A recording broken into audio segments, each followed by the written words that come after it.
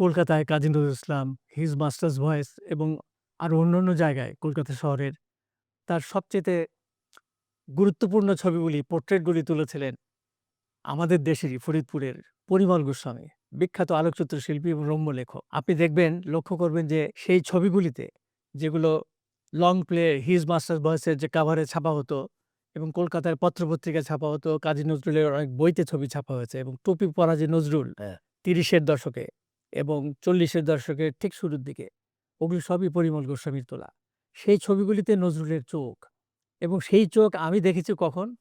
যখন নজরুল নির্বাক, নিথর, স্থির ১৯৭৩ সালে সরকারের আমন্ত্রণে যখন ঢাকায় আসলেন মে মাসে, তখন ২য় দিন তার জন্মজয়ন্তীর ঠিক ১ দিন পরে আমি তাকে দেখলাম। তাও লাইন ধরে যেতে হয়েছিল মিরপুর রোড থেকে, শুক্রাবাদ থেকে ধানমন্ডি ২৮ নম্বরে। তার ছবি তুললাম, দেখলাম যে তার চোখ অনেকটা স্থির, নির্জীব।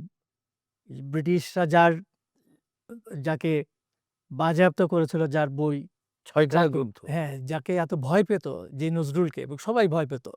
কারণ তিনি সর্বহারাদের কথা বলতেন।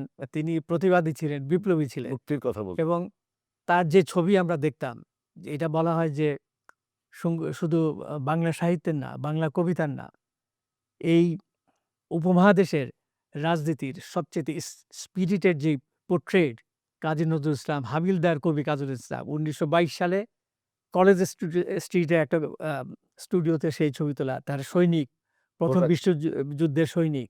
তখন তিনি থাকতেন ৩২ কলেজ স্ট্রিটে। কমরেড মুজাফফর আহমদ সাহেবের সাথে থাকতেন তিনি। সেই বিদ্রোহী কবিতা যেখান থেকে লেখা, সেই ছবি আমি ফলো করি এবং যখন আমি তার ক্যামেরার সামনে যে ৭৩ সালের কথা বললাম, তাক করেছিলাম, তখন দেখলাম যে স্থির এক কবি। মনে হয় যে কোন তেপান্তরে তিনি আছেন। চোখ দুটা একটু নির্লিপ্ত এবং পরিশ্রান্ত, ক্লান্ত প্রজাপতি যেরকম থাকে ওরকম।